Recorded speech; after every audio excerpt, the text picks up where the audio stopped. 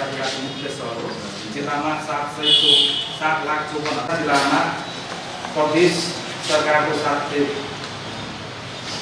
यहाँ चाहिँ 18वटा पालिकाहरू रहेको छ। प्रदेश दुईको 8वटै जिल्लामा आर्थिक, सामाजिक तथा सांस्कृतिक अधिकारको अवस्था कमजोर रहेको। धनुषा जिल्लाको अवस्था पनि उस्तै रहेको छ। धनुषामा 90% जनता कृषि पेसामा आबद्ध रहेकोले शिक्षा, स्वास्थ्य, खाद्य, आवास तथा रोजगारीको अवस्था कमजोर रहेको छ। दलित पिछडिएका समुदाय, गरिब विभिन्न ग्रामीण क्षेत्रका बालबालिकाहरू विद्यालय जाने विद्यालयमा भर्ना हुन सकेको छैन। प्रदेश सरकारले शिक्षामा सामाजिक समानताका लागि पढाओ-बेटी बचाओ कार्यक्रम सञ्चालनमा ल्याएको छ, जसअनुसार स्थानीय तहहरूले समेत आफ्ना बालिकाहरूमा छात्राहरूलाई साइकल वितरण लगायतको कार्यक्रमहरू प्रयोग गरिरहेको छ। अझै संहिता कार्यकै क्रममा रहेकोले प्रदेश सरकार र स्थानीय तहले आफूले पर्याप्त कानुनहरू बनाउन सकेको मानव अधिकारको हनन भइरहेको देखिन्छ। धनुषा जिल्लामा 2076 पुस 17 गतेदेखि 2077 पुस 11 गतेसम्म, तदनुसार 2020 जनवरी 1 देखि 2020 डिसेम्बर 21 भएको छ। त्यहाँ यो अवस्थामा मानव अधिकार उल्लङ्घनका घटनामा महिला र बालबालिकाहरू बढी हिंसामा परेको तथ्याङ्कले देखाउँदछ। धनुषामा महिला हिंसाको पीट, बलात्कार, सामूहिक बलात्कार, बालिका बलात्कार, बलात्कारपछि हत्या, यौन दुर्व्यवहार, कथित बोक्सी आरोप, अपहरण तथा शरीर बन्धक, एसिड प्रहार, घरेलु हिंसा जस्ता कुप्रथाका कारण महिला तथा बालबालिकाहरू बढी हिंसामा परेको देखिन्छ। 2076 पुस 16 गतेदेखि 77 साल पुस 11 गतेसम्म हिजोसम्मको यो तथ्याङ्क हामीले चाहिँ इन्सेकमा अभिलेखीकरण गरेका छौँ, जुन यस प्रकार हामीले डाटामा देखेका छौँ। बलात्कारका घटनाहरू इन्सेकमा जुन अभिलेखीकरण भएको छ 29वटा छ। यो सम्पूर्ण यसमा बालिका र महिलाहरू समेत लगाएर 29वटा छ। बालिका बलात्कारको घटना मात्रै 20वटा भएको छ, जसमा एउटा बालिकाको बलात्कारपछि पुर्खामा हत्या पनि गरिएको हामीलाई सर्टिफिकेट छ। यसमध्ये सामूहिक बलात्कारको घटना चाहिँ 8वटा भएको छ, जसमा चाहिँ 5 जना बालबालिकामाथि चाहिँ सामूहिक बलात्कारको घटना भएको छ, 3 जना महिला पर्नुभएको छ। बलात्कारको प्रयासको घटना 3वटा छ। गर्भपतन 1 जनालाई गरिएको छ, जुन 16 वर्षको युवती हो। यौन दुर्व्यवहारका 4वटा घटना भएको छ। दुर्व्यवहारका 11वटा घटना भएको छ, जसमा 1 जना पत्रकार हुनुहुन्छ र 1 जना पालिकाको प्रशासकीय अधिकृत समेत हुनुहुन्छ, उहाँलाई कालोमोसो गरिएको थियो। 1 जना वाडा अध्यक्ष र प्रहरी पनि पीडित भएको देखिन्छ। हत्यामा 8वटा हत्या भएको छ, जसमा चाहिँ पारिवारिकबाट पनि 5वटा व्यक्तिहरूको हत्या गरिएको छ, आफ्नै सदस्यबाट, घर परिवारबाट। प्रतिबन्धित विप्लव नेतृत्वका राजनीतिक कार्यकर्ता 5 जना चाहिँ समातिएको छ धनुषा जिल्लामा। जुन महेन्द्रनगरमा बम काण्ड भएको छ त्यो घटनामा संलग्न भनेर देखिन्छ। बोक्सी आरोपको 4वटा घटना हामी कहाँ अभिलेखीकरण भएको छ। कुटपिटका 11वटा, जसमा चाहिँ 7 जना पत्रकार पर्नुभएको छ नगरपालिकामा, र पछि चाहिँ 1 जना उता चाहिँ अस्पतालमा चाहिँ बिरामी हुँदाखेरि त्यति बेला पर्नुभएको थियो। 6 जना चाहिँ प्रहरीद्वारा पीडित भएको देखिन्छ कुटपिटमा भने 3 जना प्रहरी पनि पीडित भएको।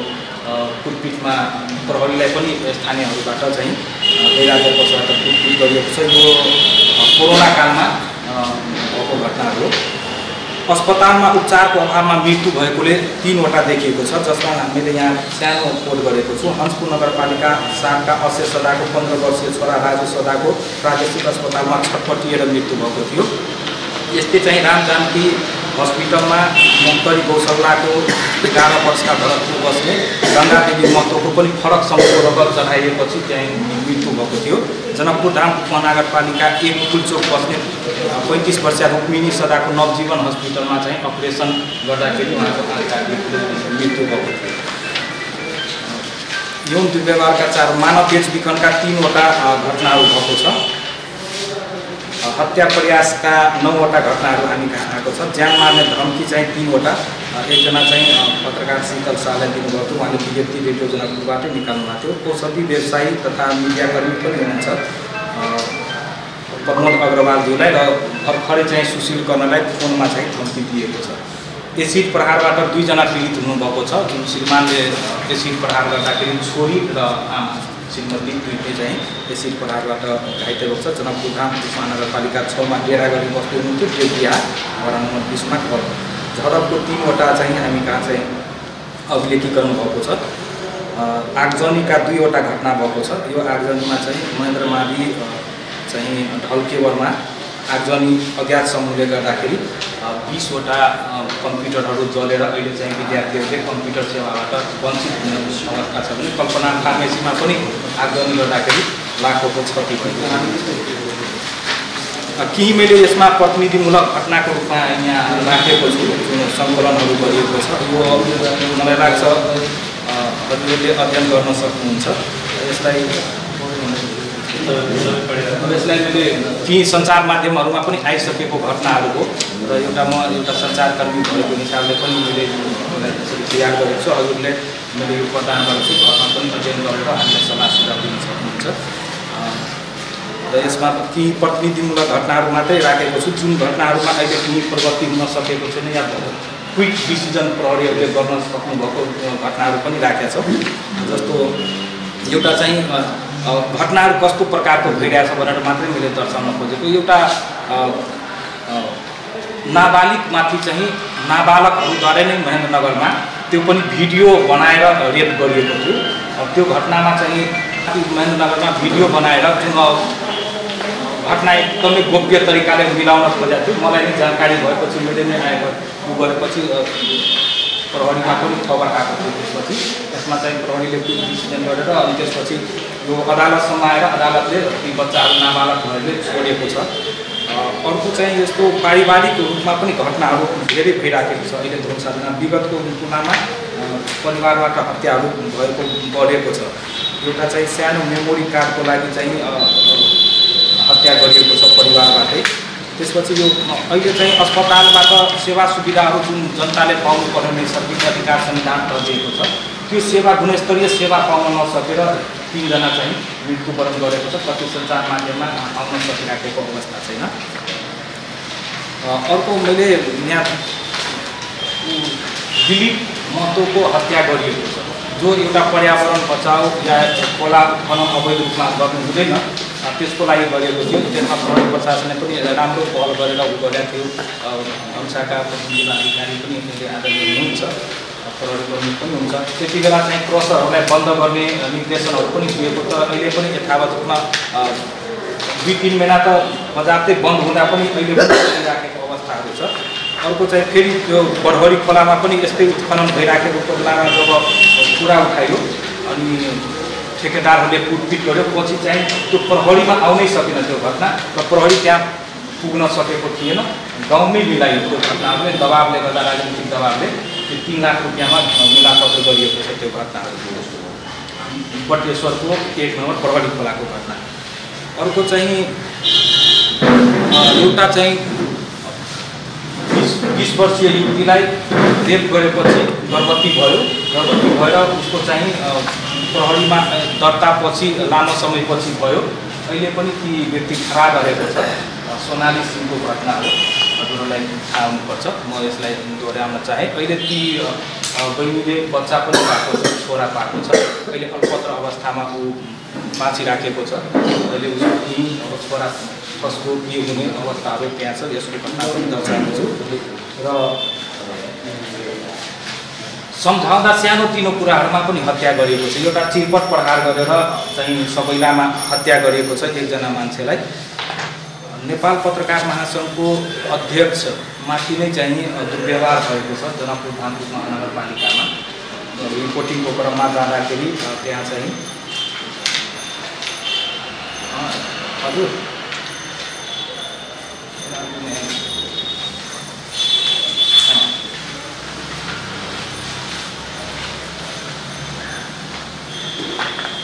अनि आफ्नै पत्नीद्वारा पनि पतिको हत्या गरिएको छ प्रेमीसँग मिलेर। र धनुषामा अर्को फेरि श्रीमानले पनि श्रीमतीलाई सानीसँग प्रेम सम्बन्ध पार्दाखेरि मारिएको 2टा घटना छ। एउटा श्रीमानले श्रीमतीलाई मारेको, श्रीमतीले श्रीमानलाई मारेको घटना पनि यहाँ दर्शाएको छु। अर्को चाहिँ 3 वर्षीय बालिकामाथि पनि धनुषाको कुर्थामा बलात्कार भएको छ। त्यो बालक पनि फेरि नाबालक नै भएकोले गर्दा यो घटना चाहिँ प्रहरीमा आउन सकेन। लकडाउनको बेला थियो, पछि चाहिँ गाउँमै मिलाइएको छ। हुन चाहिँ प्रहरीमा मैले डिएसपी साहबलाई तत्कालीन राजस्व सर हुनुहुन्थ्यो, उहाँलाई मैले खबर गरेको थिएँ।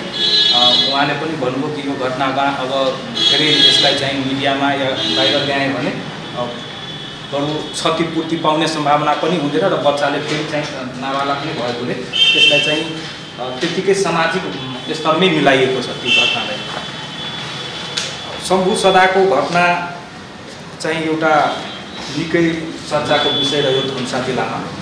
यसमा चाहिँ इन्सेफले पनि स्थलगत अध्ययनहरू पनि गरेको छ प्रदेश 2 कार्यालयबाट।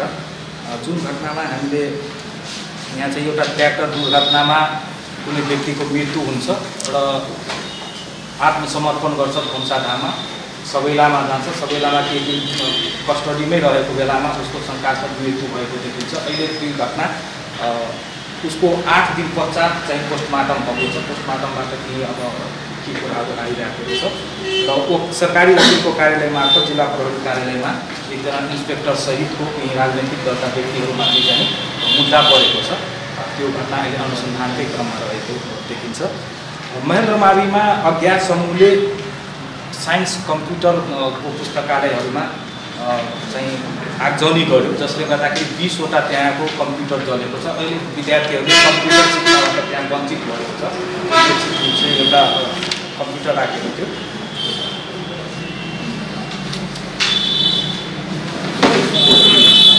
कुर्थामै एउटा घटना भएको थियो। 11 वर्षीय बालिकामाथि चाहिँ 55 वर्षीय एउटा चाहिँ पसलमा जाँदाखेरि ती बालिकालाई जबरजस्ती गरेको थियो।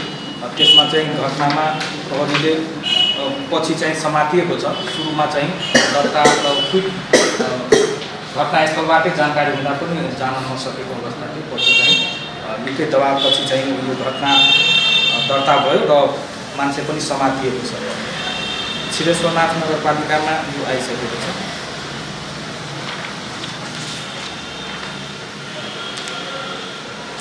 एउटा भर्खरै घटना भएको थियो जुन धनुषा धाममा एउटा चाहिँ अप्राकृतिक मैथुन गरेर हत्या गरिएको छ बालकलाई। ती घटना पनि आएको छ र त्यसमा चाहिँ प्रहरीले कुन डिसिजन गरिरहेको छ। र अहिले भर्खर चाहिँ हामीले एसिड घटनावाला घटना हामीले भनिसकेका छौँ।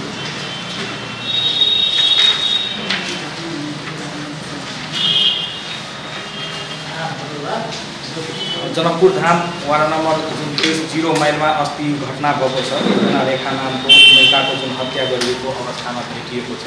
अहिले त्यो अनुसन्धानको क्रममा छ। व्यक्ति फरार भएको छ श्रीमान भन्ने।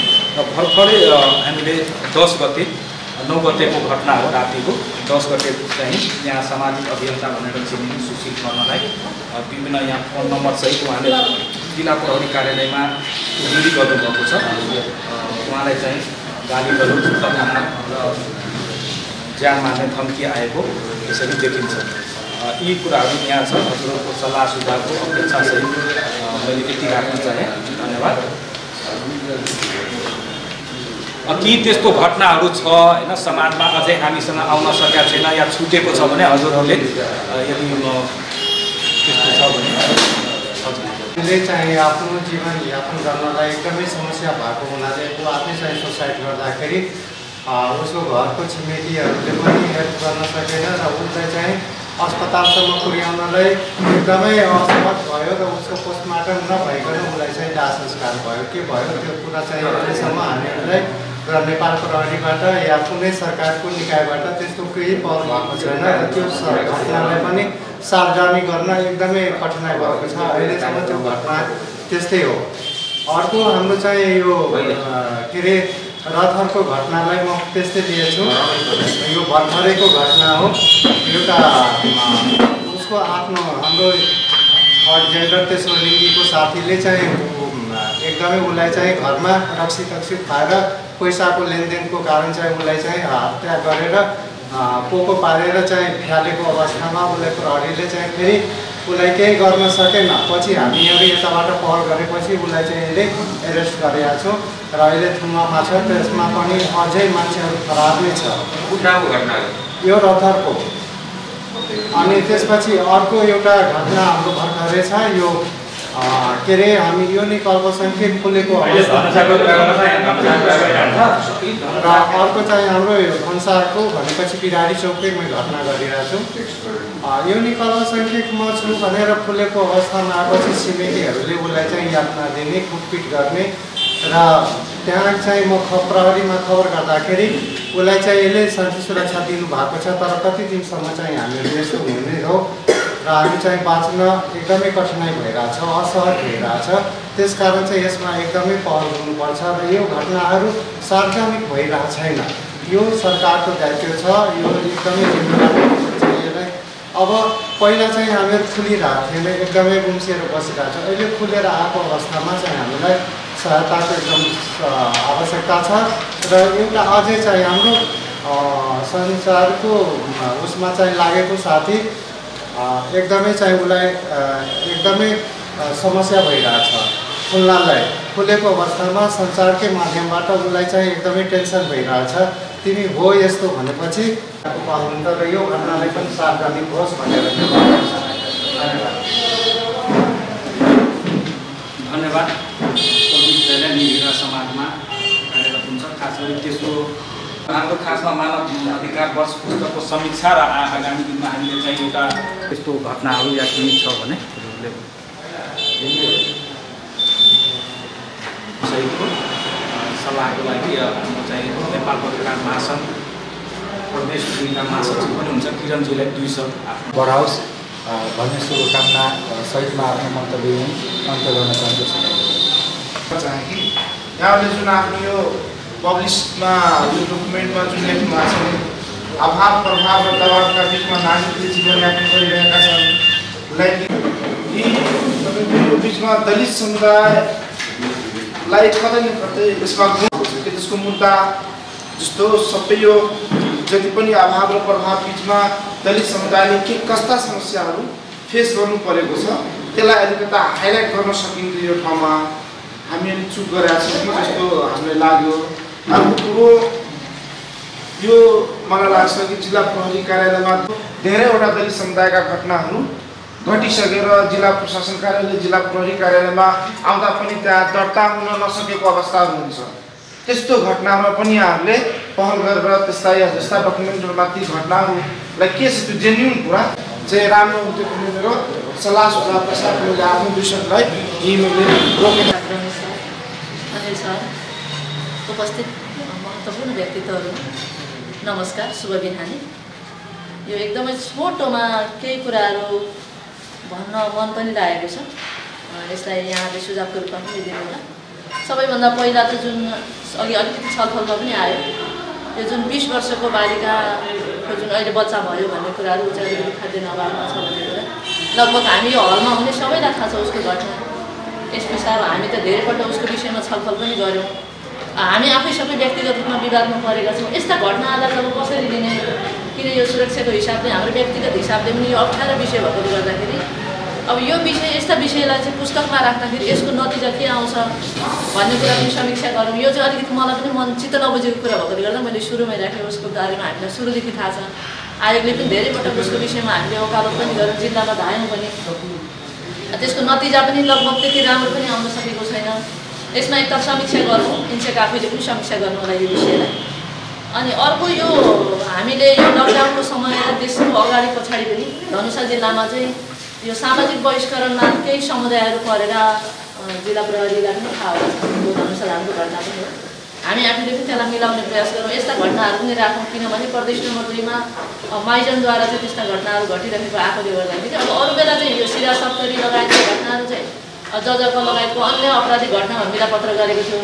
अब यो हाम्रो धनुषा धामकोमा चाहिँ उहाँहरूले चाहिँ यो सामाजिक बहिष्करणै गरेकोले गर्दा लगभग 20-22 दिनदेखि छटपटिएर हामी कहाँ 3-4 पटक आइसकेपछि हामी मार्फतै जिल्ला प्रहरीमा समन्वय गरेर सम्बन्धित लगभग 1 हप्तामा ऊ चाहिँ त्यहाँ समाजमा बस्न सक्ने अवस्था भयो।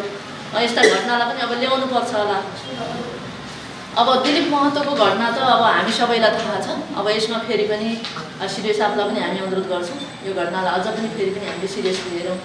अब सरहरू हामी हाम्रो रमेश सरहरूलाई त झन् सुरुदेखि थाहा नै भएको घटना हो। अब यो अलिकति परिवारसँग पनि यो विषयमा चाहिँ हामीले अझ बुझिदिनुपर्छ होला भन्ने पनि लाग्छ।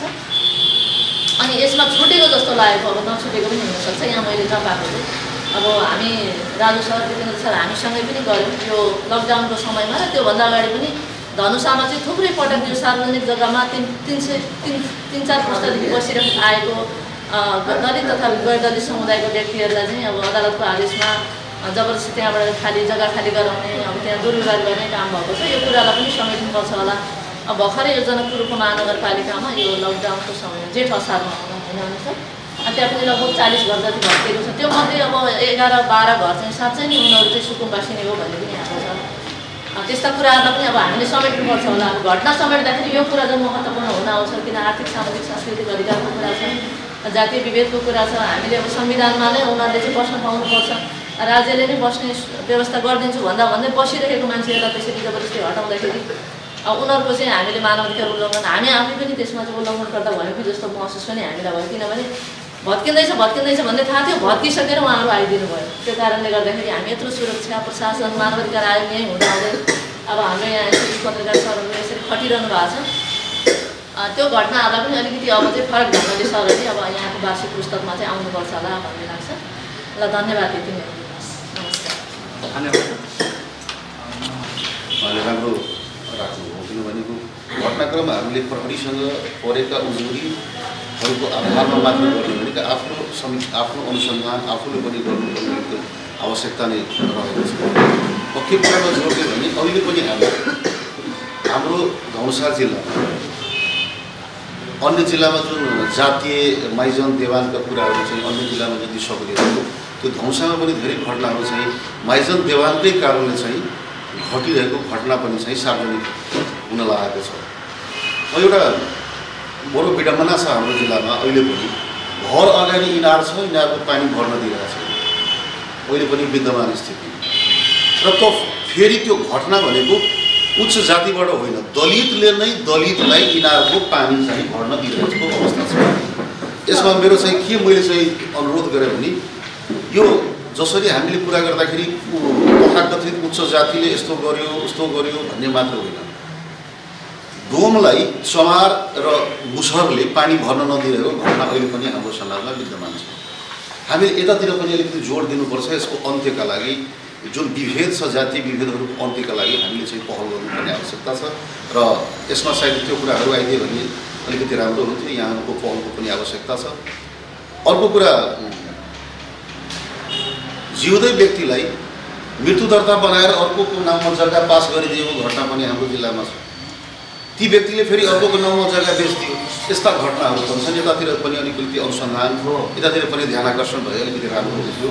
र समग्रमा धन्यवाद इन्सेकलाई। कम्तीमा एउटा एक ठाउँमा सबैलाई भेला गरेर प्रमुख जिल्लाधिकारी र सुरक्षा निकायका प्रहरी, नेपाल प्रहरीका एसपी साहबलाई कम्तीमा राखेर यो कुरा कमसेकम एउटा चाहिँ अभियन्ताले, एउटा चाहिँ अधिकार कर्मीले बोलिदिएका कुराले सम्बन्धित उहाँहरू चाहिँ सुरक्षा प्रमुखहरूले यसरी सुनेर त्यसका कार्यान्वयनतिर अवश्य नै पहल गर्नुहुनेछ यति विश्वास लिँदै। र अन्य कुराहरू पनि छन् जुन समेट्न सक्नुपर्दछ जस्तो मलाई लाग्छ। र यो विभेद जुन छ नि, जातीय विभेद, मानवाधिकार हननका घटनाहरू, यसको चाहिँ अन्त्यका लागि, यसका चाहिँ न्यूनीकरणका लागि हामीले सबैले पहल गर्नुपर्ने आवश्यकता महसुस गर्दै आजलाई आफ्नो शब्दलाई यति विराम दिन्छु। धन्यवाद। यो पुस्तकले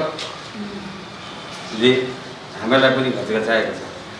यो कुराहरू त यहाँ हामीले चर्चा गरेर इन्भेस्टिगेसन गरेका कुराहरू र नभएका कुराहरू पनि हामीलाई आउँछ।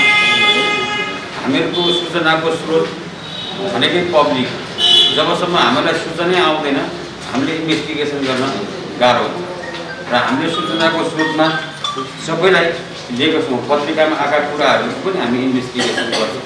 कयौँ कुराहरू हाम्रोमा सबै मान्छेहरू आइ नपुग्ने यो सामाजिक संरचना त्यस्तो बनेको हो कि सबै मान्छेहरू नआइपुग्न सकेका सामान्य प्रकृतिका घटनाहरू गाउँघरमै हेर्दा चाहिँ ठुलो देखिने, जातीय विभेदका कुराहरू खुला हुन्, तर उही समाजमै चाहिँ त्यसको निराकरण हुने, जसले गर्दा हामीसँग आइपुग्दैन कयौँ कुराहरू। यस्ता कुराहरू हामी आयो भने हाम्रो कामै त्यही पनि हो, इन्भेस्टिगेसन गर्ने। र हामी मिडियामा आएका कुराहरूको पनि इन्भेस्टिगेसन गरिरहेका छौँ।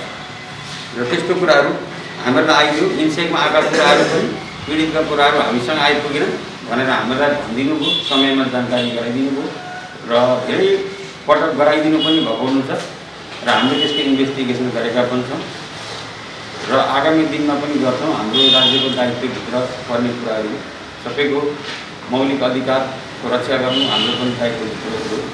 फन्डामेन्टल राइट्सको विषय ठुलो चिज छ, त्यस कारणले स्वतन्त्रपूर्वक कोही पनि नागरिक बाँच्न पाउनुपर्छ र तपाईँहरूले पनि आएका कुराहरू सबै आफ्नो सेक्टरमा बस्नुभएको मान्छेहरूले हामीलाई समयमा जानकारी गराइदिनु भयो भने त्यसमा हामी पक्कै पनि सुधार गर्नेछौँ भन्दै मेरा दुई शब्द यहीँ पनि कृषि पनि लागिरहन्छ पनि हुन्छ। त्यो कुर्थामा मैले अस्ति यहाँ सेयर गर्न चाहेँ। कुर्थामा एउटा रेपको घटना भयो त्यो राति, लगभग राति नै मलाई खबर भयो। बिहान यसलाई ब्लक गर्छु भन्दै 8 बजे नै छोड्यो, यो आरोपी केही छैन भनेर भन्नुभयो। पछि हामीले चाहिँ निरन्तर गरेपछि जिल्ला प्रहरी कार्यालयबाट सरहरूलाई मैले खबर पनि गरेको थिएँ। पछि त्यो मान्छेलाई समातेर 2021 को तयारीको लागि जुन समीक्षा कार्यक्रम आयोजना गरिएको छ यसको अध्यक्षता गरिरहनुभएका इन्सेकका यहाँका संयोजकज्यू, कार्यक्रममा उपस्थित विशिष्ट अतिथि एसपी साहब, पत्रकार महासङ्घ शाखा अध्यक्षजी, राष्ट्रिय मानवाधिकार आयोगका कार्यालयका प्रतिनिधिज्यू, पत्रकार महासङ्घका उपाध्यक्षजी, विभिन्न पदाधिकारीज्यूहरू, विभिन्न महिला एवं नागरिक अधिकार कर्मीज्यूहरू एवं उपस्थित सम्पूर्ण महानुभावहरू एवं पत्रकार मित्रहरू, सर्वप्रथम इन्सेक जो हाम्रो जनजीवनमा यो मानवाधिकारसँग अत्यन्तै नजिक भएर काम गर्ने, खास गरी हिजो राष्ट्रिय मानवाधिकार आयोग नेपाल सरकारले आवश्यकता देखेर गठन गर्यो। सुरुमा ऐनअनुसार गठन भयो, पछि संवैधानिक आयोगको रूपमा स्थापित भइसकेको छ।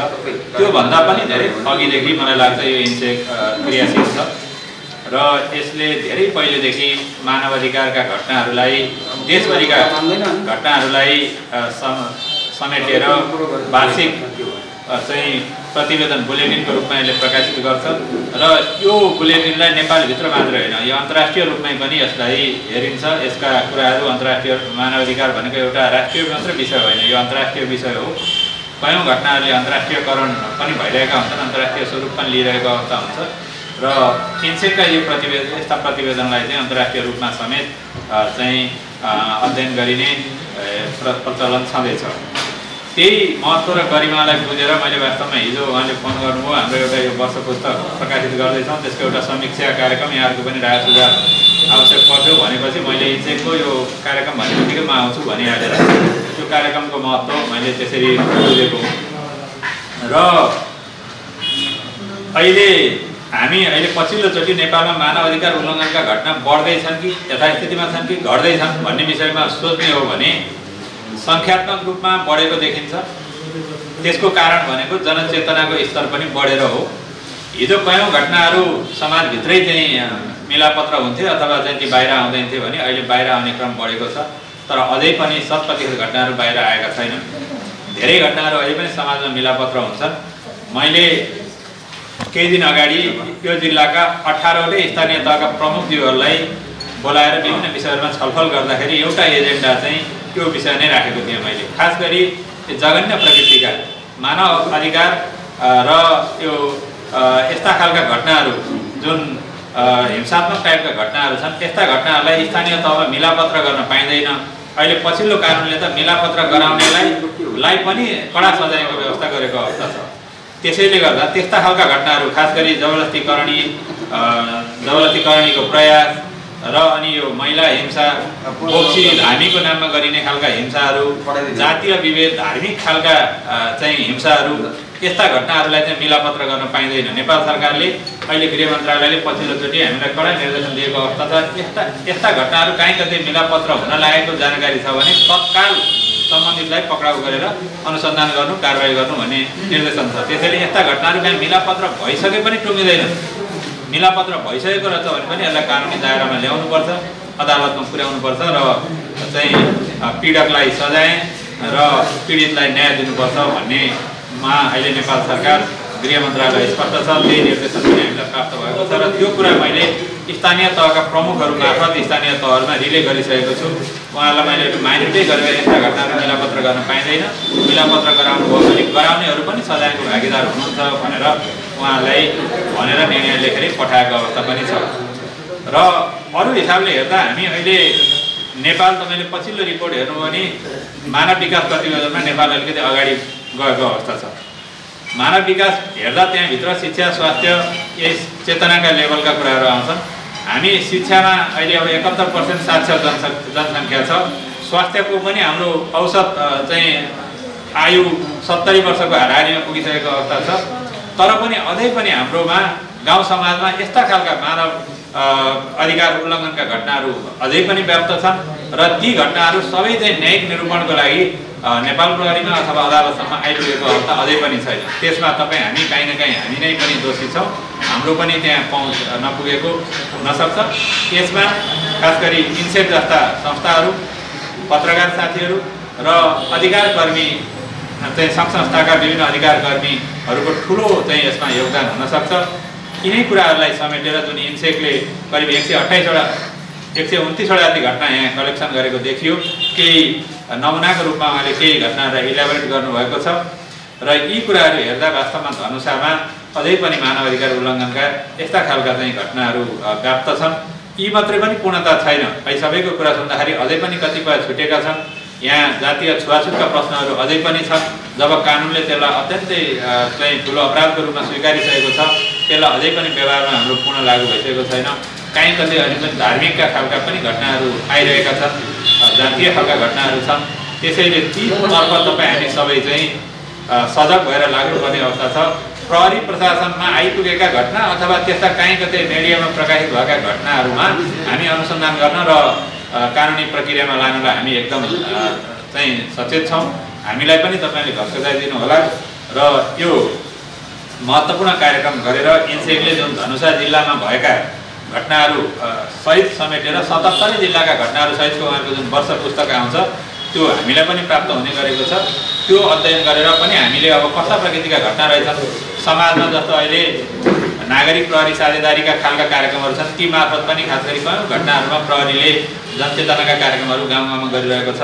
हामी पनि त्यस्ता कार्यक्रमहरू गर्छौँ र अब खास गरी स्थानीय तहसँगको समन्वयमा अहिले यति बेला अब संविधानले परिकल्पना गरेको निकै शक्तिशाली स्थानीय तहहरू छन्, तर धनुषामा स्थानीय तहले आफूलाई जुन रूपमा प्रस्तुत गर्न पर्थ्यो, जुन रूपमा आफ्नो भूमिका निर्वाह गर्न पर्थ्यो त्यो रूपमा गर्न सकिरहेको मैले पाएको छैन। त्यो कुरा मैले यहाँका स्थानीय तहका प्रमुखहरूलाई र प्रमुख प्रशासकीय अधिकारीहरूसँग पनि भनिसकेको छु। तपाईँहरूले आफूलाई भएको संवैधानिक अधिकार राम्रोसँग प्रयोग गर्न सक्नुभएको छैन, त्यो अझै पनि प्रयोग गर्न, सशक्त रूपमा प्रयोग गर्न भनेर पनि उहाँलाई भनेको छु। उहाँहरूसँगको सहकार्य र साझेदारीमा यस्ता खालका जनचेतनाका कार्यक्रमहरू र खास गरी मानव अधिकार उल्लङ्घनका घटनाहरूलाई कानुनको दायरामा ल्याउन तपाईँ हाम्रो प्रयास महत्त्वपूर्ण हुनेछ। इन्सेकले त्यसमा अझै पनि आफ्नो थप प्रयास गर्नेछ भन्ने भनाइराख्दै यहाँ जति उपस्थित भएर मानवाधिकारप्रति आफ्नो प्रतिबद्धता व्यक्त गर्नुभएको छ सबैप्रति कृतज्ञता ज्ञापन गर्दै मलाई यो कार्यक्रममा प्रमुख अतिथिको रूपमा आमन्त्रण गरेर धनुषाको मानवाधिकारको वस्तुस्थिति जुन मलाई सामान्य रूपमा जानकारी गराउने प्रयास गर्नुभएकोमा पनि यहाँलाई धन्यवाद दिँदै मेरो आफ्नो भनाइ यहीँ टुङ्ग्याउँछु। धन्यवाद।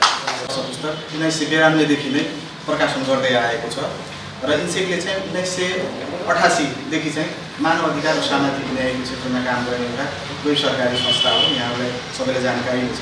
र इन्सेकले चाहिँ यहाँलाई सबैलाई थाहा छ मानव अधिकार उल्लङ्घन र ज्यादतीका घटनाहरूको अभिलेखीकरण गर्छ। 77 जिल्लामा हाम्रा जिल्ला साथीहरू हुनुहुन्छ, जिल्ला प्रतिनिधि, जिल्ला कार्यालय छ र 7वटै प्रदेशमा प्रदेश कार्यालय छ। हाम्रो इन्सेक केन्द्रीय कार्यालय चाहिँ कलङ्की दुश्चिचाटारमा छ।